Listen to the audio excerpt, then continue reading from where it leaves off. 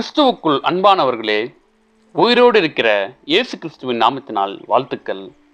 சில வருடங்களுக்கு முன்பு சபை ஊழியத்தில் மிகுந்த போராட்டங்களையும் எதிர்ப்புகளையும் சந்தித்து வந்த நிலையில் சபையில் அன்பு கூர்ந்து அதற்காகவே தம்மைத்தாமே ஒப்பு கொடுத்த கிறிஸ்து இப்போதும் சபையை விசாரிக்கிறாரா, போஷிக்கிறாரா, காப்பாற்றுகிறாரா? ஏன் கிறிஸ்துவ சபைகளில் பலவித குறைபாடுகள் உள்ளன என்று சிந்தித்து கொண்டிருந்த போது பரிசுத்த ஆவியானவர் வெளிப்படுத்தின விசேஷம் முதல் 3 அதிகாரங்களில் ஆசியாவில் இருந்த 7 சபைகளை உயிர்த்தெழுந்து என்றும் ஜீவிக்கிற இயேசு கிறிஸ்து யோவானுக்கு காண்பித்ததை வாசித்து தியானிக்கும்படி உணர்த்தினார். வெளிப்படுத்தின விசேஷம் ஒரு அறிமுகம். 12 அப்போஸ்தலர்களில் ஒருவரான யோவான் தன் முதிர்ந்த வயதில் தேவ வசனத்தின் நிமித்தமும் இயேசு கிறிஸ்துவை பற்றிய சாட்சியின் நிமித்தமும் பத்மு என்னும் தீவிற்கு நாடு கடத்தப்பட்டு அங்கு கைதியாக இருந்த காலத்தில் ஆசியாவில் உள்ள 7 சபைகளில் குறைவுகள் காணப்பட்ட காலத்தில் கர்த்தருடைய நாளில், அதாவது சபை கூடி வருகிற நாளாகிய வாரத்தின் முதல் நாளான ஒரு ஞாயிற்றுக்கிழமையில் அவர் ஆவிக்குள்ளானார். பரிசுத்த ஆவியானவரால் நிரப்பப்பட்டார் என்று கூறலாம். பரிசுத்த ஆவியினால் நிரப்பப்பட்ட யோவான் உயிர்த்தெழுந்த இயேசுவை 7 குத்து விளக்குகளின் மத்தியில் நிற்கிறதையும் உலாவிக் கொண்டிருந்ததையும் கண்டார். இயேசு கிறிஸ்து தாம் இருக்கிற வண்ணமாக மகிமை நிறைந்தவராக, வல்லமை நிறைந்தவராக தம்மை வெளிப்படுத்தினார்.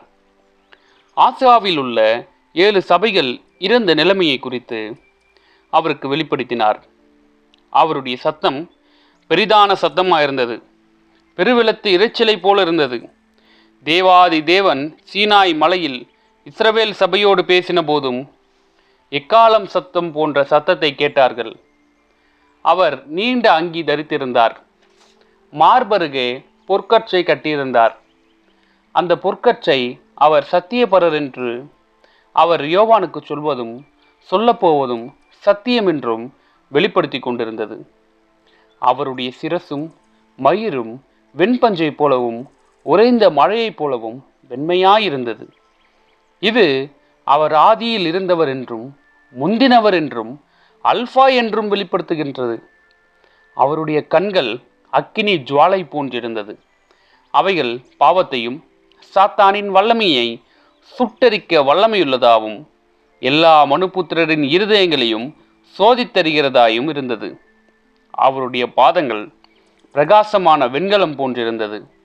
அது பிதாவாகிய தேவன் சகலத்தையும் அவருடைய பாதங்களுக்கு கீழ்ப்படுத்தினார் என்று பவுல் எபேசியர் 1 அதிகாரம் 22 வசனத்தில் கூறுவதை நினைவுபடுத்துகிறது.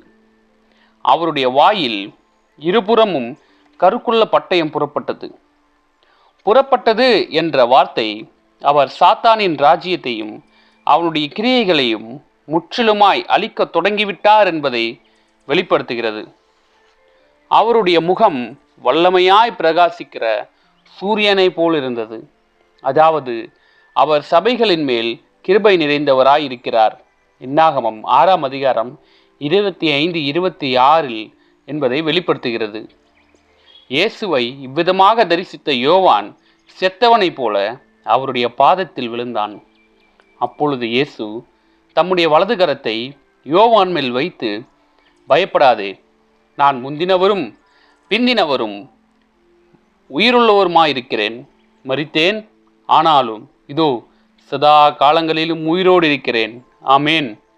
நான் மரணத்திற்கும் பாதாளத்திற்கும் உரிய திறவுகோல்களை உடையவராக இருக்கிறேன் என்றார். அருமையான தேவனுடைய பிள்ளைகளே, சர்வ வல்லவராகிய இயேசு இன்று உங்களை பார்த்து பயப்படாதே என்று உரைக்கிறார். அவர் கரத்தில் இருக்கிற திறவுகோல்கள் வானத்திலும் பூமியிலும் சகல அதிகாரம் அவருக்குண்டு என்பதை வெளிப்படுத்துகிறது. உங்கள் வாழ்க்கையில் தேவனுடைய ஆசீர்வாதங்களை தடை செய்யும் சாத்தானின் கதவுகளை அவர் திறக்க வல்லவராயிருக்கிறார். இப்பொழுதும் சபையை பற்றின ஒரு வெளிப்பாடை நாம் பின்வருமாறு பார்க்கலாம். சபை விலையேற பெற்றது. தேவன் தம்முடைய சுய இரத்தத்தினாலே சம்பாதித்துக் கொள்ளும் அளவுக்கு அது விலையேற பெற்றது. அப்போஸ்தலர் 20 அதிகாரம் 26 இதை வாசிக்கலாம். கிரயத்துக்கு கொல்லப்பட்டீர்களே என்று பவுல் சபையை குறித்து கூறுகிறார். 1 கொரிந்தியர் 5 அதிகாரம் 20 இதை குறித்து நீங்கள் வாசிக்கலாம். அழிவுள்ள வஸ்துக்களாகிய வெள்ளியினாலும் பொன்னினாலும் மீட்கப்படாமல் குற்றமில்லாத மாசற்ற ஆட்டுக்குட்டியாகிய கிறிஸ்துவின் விலையேற பெற்ற இரத்தத்தினாலே மீட்கப்பட்டீர்கள் என்று அறிந்திருக்கிறீர்களே என்று பேதுரு சபையை குறித்து கூறுகிறார். 1 பேதுரு 1 அதிகாரம் 18-19 இதை வாசிக்கலாம்.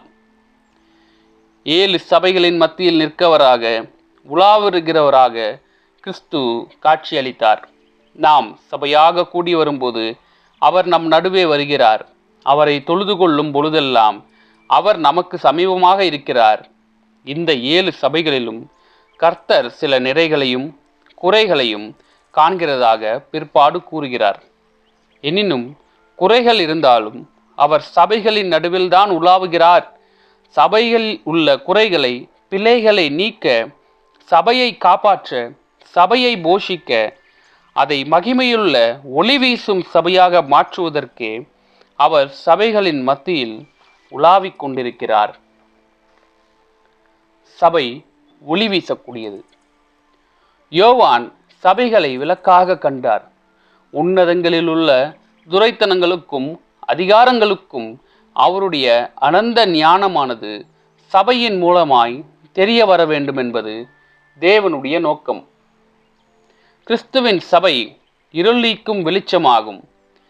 கிறிஸ்து எப்படி மரண இருளின் திசைகளில் இருந்த ஜனங்களுக்கு வெளிச்சமாக இருந்தாரோ அதே போல சபையும் சமுதாயத்தில் இருளை நீக்கும் வெளிச்சமாக இருக்கிறது. கிறிஸ்து எப்படி அந்தகார வல்லமைகளை இருளின் அதிகாரங்களை மேற்கொண்டாரோ அவ்விதமே சபையும் சாத்தானின் வல்லமையை மேற்கொள்ளும் வல்லமை படைத்தது. இதை கேட்கிற நீங்கள் தேவனால் பிறந்தவர்கள், நீங்கள் விலையேற பெற்றவர்கள், நீங்கள் பிசாசின் கிரியைகளை அழிக்க வல்லமையுடையவர்கள். முதலாம் சபை பெயர் எபேசு சபை. இதை நீங்கள் வெளிப்படுத்தல் 22 அதிகாரம் 1-7 வரை இந்த சபையை குறித்து நீங்கள் வாசிக்கலாம். ஆசியாவில் இருந்த 7 சபைகளில் முதலாவது எபேசு சபைக்கு இயேசு கிறிஸ்து தனது செய்தியை கூறுகிறார். யோவானை நோக்கி, எபேசு சபையின் தூதனுக்கு நீ எழுத வேண்டியது என்று கூறுகிறார். சபையின் தூதன் என்பது சபைக்கு கண்காணியாக, மெய்ப்பராக அல்லது போதகராக இருப்பவரை குறிப்பிடுகிறது. தமது சபையை மெய்ப்பதற்கு பரிசுத்த ஆவி உங்களை கண்காணிகளாக வைத்த மந்தை முழுவதையும் குறித்து எச்சரிக்கையா இருங்கள் என்று அப்போஸ்தலர் 20 அதிகாரம் 28 பவுல் சபை போதகர்களுக்கு கூறுவதை வாசிக்கிறோம். பரிசுத்த ஆவியானவரே ஒருவரை சபையின் கண்காணியாக நியமிக்கிறார். ஒரு சபையின் நிலைமையை தேவன் அந்த சபைக்கு நியமிக்கப்பட்ட அதன் போதகருக்கு வெளிப்படுத்துகிறார். இஸ்ரவேல் சபைக்கு கூற வேண்டிய அனைத்தையும் கர்த்தர் மோசேயிடம் கூறினார். மோசே அவைகளை ஜனங்களுக்கு கற்பித்தார். சபை போதகர்கள் கிறிஸ்துவின் ஊழியக்காரராகவும் தேவனுடைய இரகசியங்கள் உட்கரகக்காரராகவும் இருக்கிறார்கள். 1 கொரிந்தியர் 4 அதிகாரம் 1 இதை வாசிக்கலாம். ஒரு சபையை, அதன் நிலைமையை தேவன் நன்றாக அறிந்திருக்கிறார்.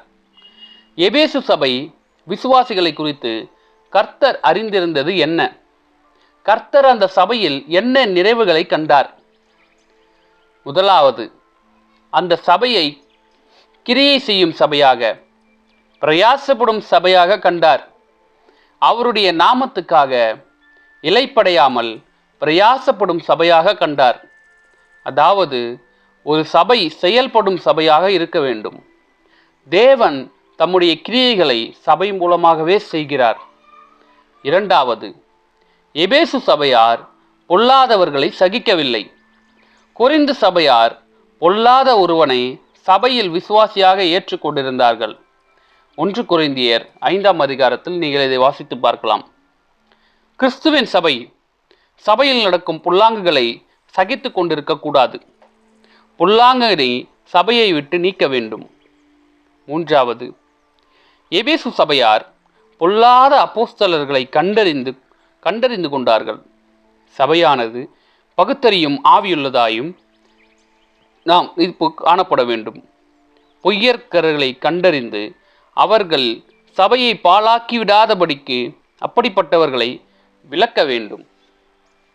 4வது, நிக்கோலாய் மதஸ்தரின் கிரியைகளை எபேசு சபையார் வெறுத்தார்கள். மாம்ச இச்சைகளை கட்டுப்படுத்த அவசியமில்லை என்பதுதான் இந்த மதஸ்தரின் போதனை. எப்படி வேண்டுமானாலும் வாழலாம் என்பது இவர்களுடைய உபதேசம். சபையானது பரிசுத்த ஆவியின் கட்டுப்பாட்டுக்குள் ஆளுகைக்குள் இருக்க வேண்டும். சரீரம் கர்த்தருக்கே உரியது. அதை கரைப்படுத்த நமக்கு அதிகாரமில்லை. ஆவியின் கனியோ இச்சையடக்கம் என்று கலாத்தியர் 5ஆம் அதிகாரம் 22ஆம் வசனம் நமக்கு இவ்விதமாய் கூறுகிறது. இவ்வளவு நிறைகளை கர்த்தர் எபேசு சபையிலே கண்டாலும் ஒரு மிகப்பெரிய குறையை கண்டு எச்சரிக்கிறார்.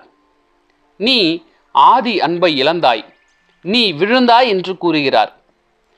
சபை எவ்வளவுதான் கிரியை செய்யும் சபையாக இருந்தாலும், உபதேசத்திலும் பரிசுத்தத்திலும் கட்டுப்பாடான சபையாக இருந்தாலும், தேவன் பேரில் வைக்கும் அன்பிலும் விசுவாசத்திலும் ஒருவர் மேல் ஒருவர் வைக்கும் அன்பிலும் பிறரிடத்தில், அதாவது தேவ அன்பு தேவையுள்ள தேவனை அறியாத ஒரு மனிதனிடத்திலும் அன்பு கூறாமல் போனால் அதை விழுந்துவிட்ட சபையாகவே கர்த்தர் காண்கிறார். இந்த நிலையில் இருந்து மனம் திரும்பு, இல்லாவிட்டால் விலக்கு தண்டை, அதாவது என் பிரசன்னத்தை உன்னிடத்தில் இருந்து நீக்கிவிடுவேன் என்கிறார். இந்த விழுந்து போன அன்பற்ற நிலையிலிருந்து வெற்றி பெறுகிறவர்களுக்கு பரதேசின் மத்தியில் இருக்கிற ஜீவ விருட்சத்தின், அதாவது நித்திய ஜீவ கனியை புசிக்க கொடுப்பேன் என்று இயேசு கிறிஸ்து சொன்னார். அன்பின் பிதாவே, நாங்கள் அன்பில் குறைவுள்ளவர்கள்.